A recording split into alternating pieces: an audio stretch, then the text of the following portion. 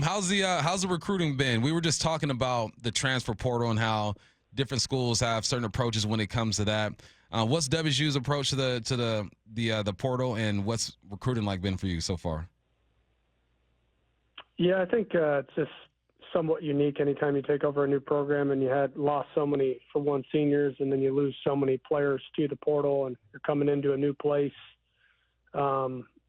Typically I would say I'm not the biggest in the transfer portal, and that is because I just believe in developing the high school student athletes. There's nothing wrong with the players that are in the portal. It's just it's easier to develop culture, sustain culture when they come in, and that's all they know, and that's why they chose to come to the universities, because they believe in the staff and the overall culture of what Washington State can provide. But with this scenario and the amount of guys that were gone when I took this position, I thought it was really important to make sure that we spaced our classes out so you weren't so bottom heavy with a bunch of freshmen and not guys that are old enough or mature enough or have playing experience to be able to compete and help you at the current moment. So,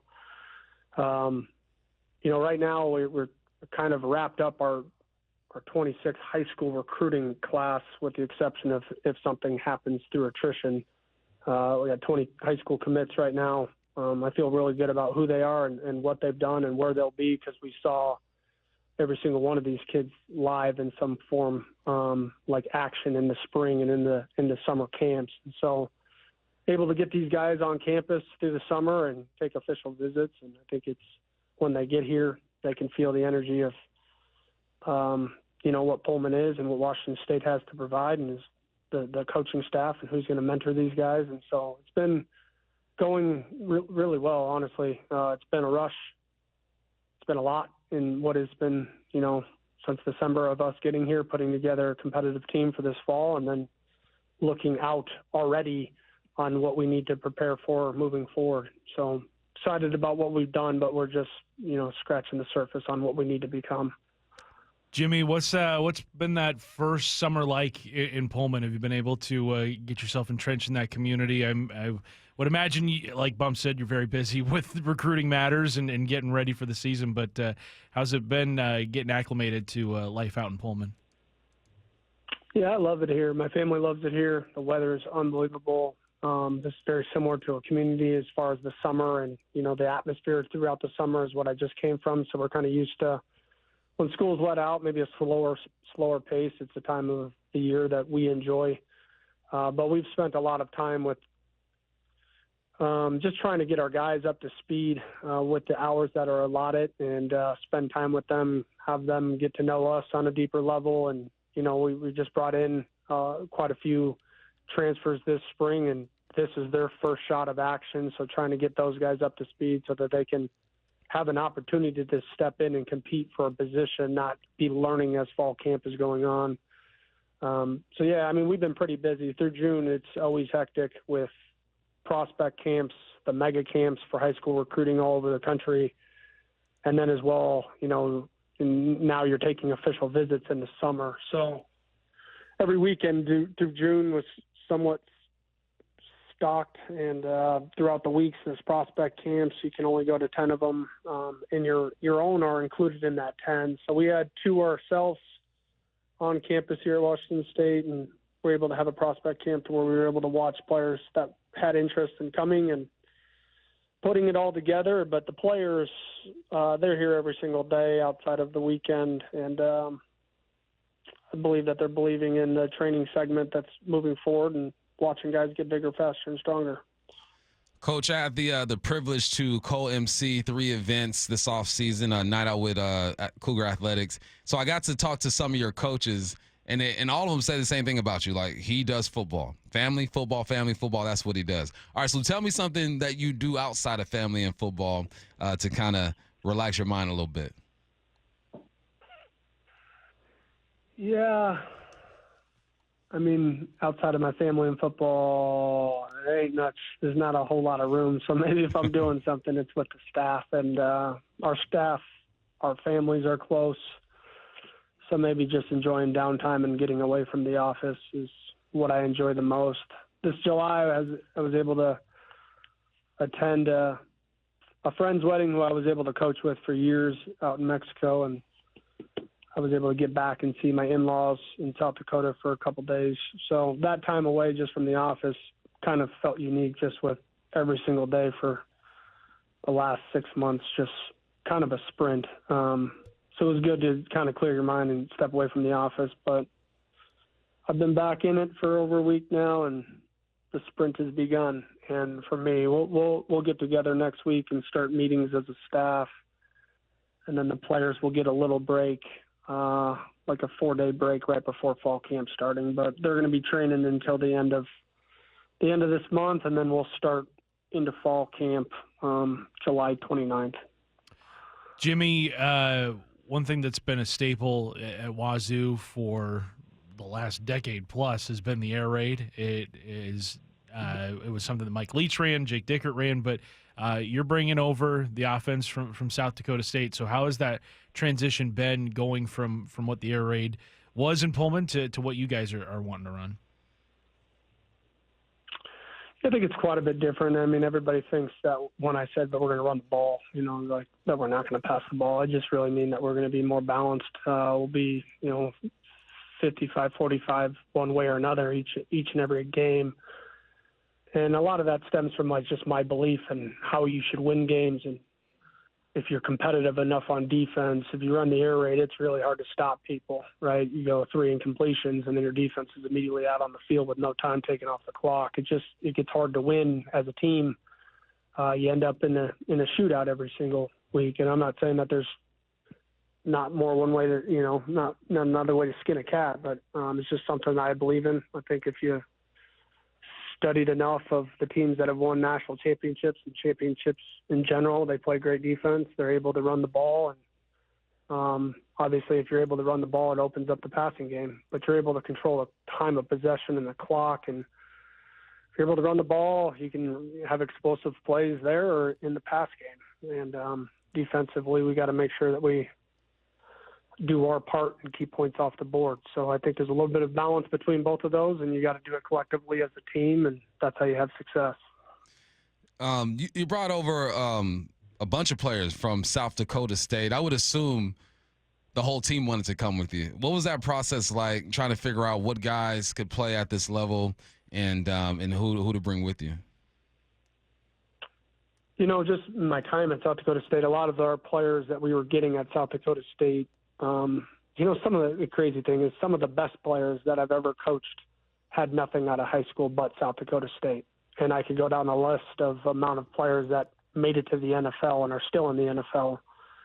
But then there are those that had numerous FBS offers, but they came to South Dakota State because of the culture, because of the coaching staff.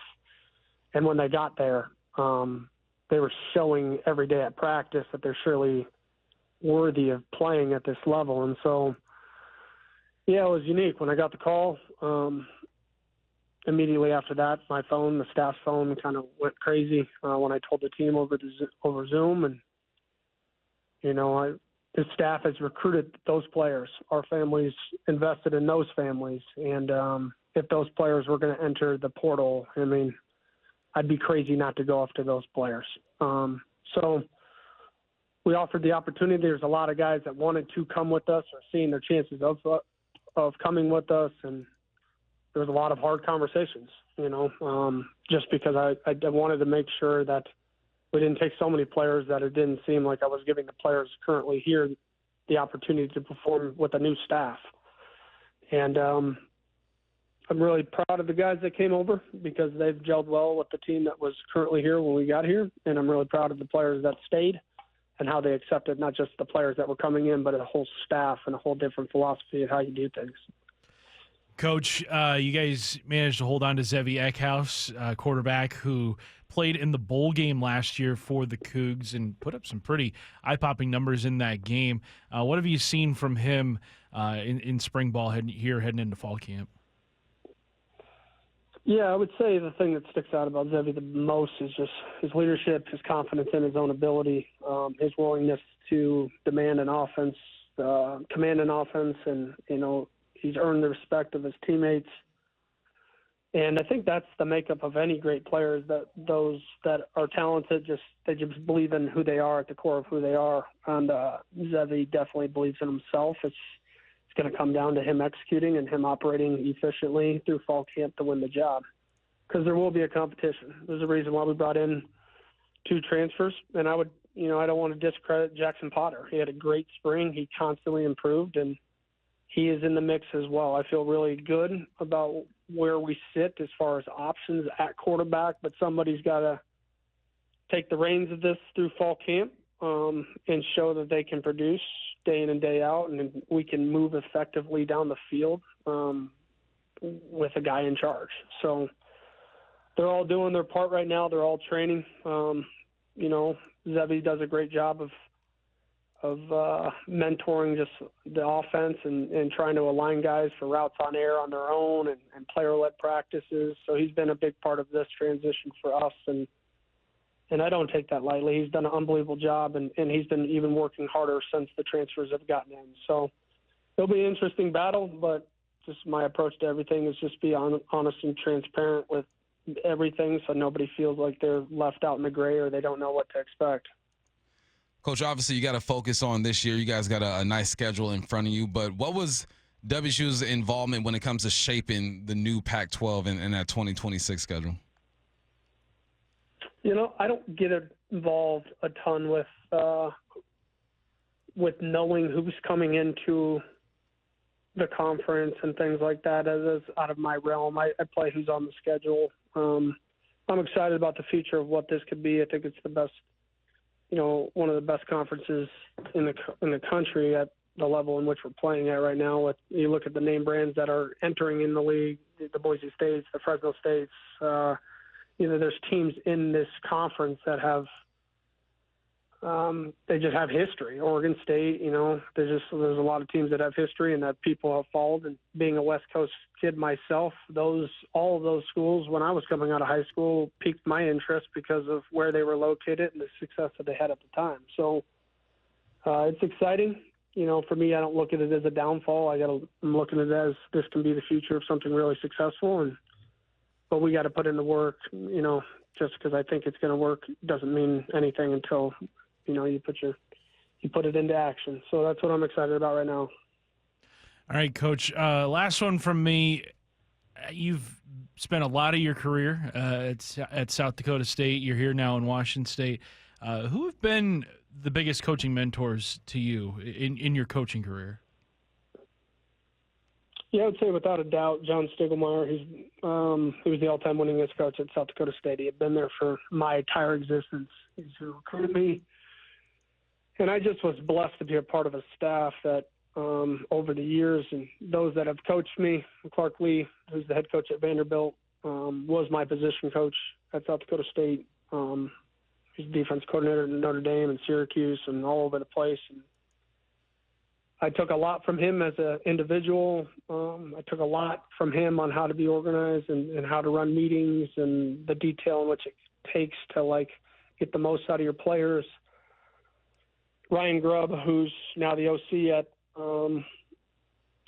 with Alabama, was at Seattle last year. He was on staff. There's a lot of coaches that have come through and either I've played for, worked with, worked alongside of, or had the opportunity of, being their superior. I've been blessed with great people, and I think when you can combine a bunch of great people together and they're all bought into one thing and they're not selfish, I think you have the recipe to learn and digest information from everybody and grow. And I've been blessed in my life, my whole life, to have great coaches. I think a lot of that stems also from always wanting to grow and always wanting to achieve something. So putting your ego to the side is maybe the most important thing. He's WSU head coach Jimmy Rogers. Coach, we appreciate you, and go Cougs. Go Cougs. Appreciate you. Good talking to you again, Michael. All right, man. Take care.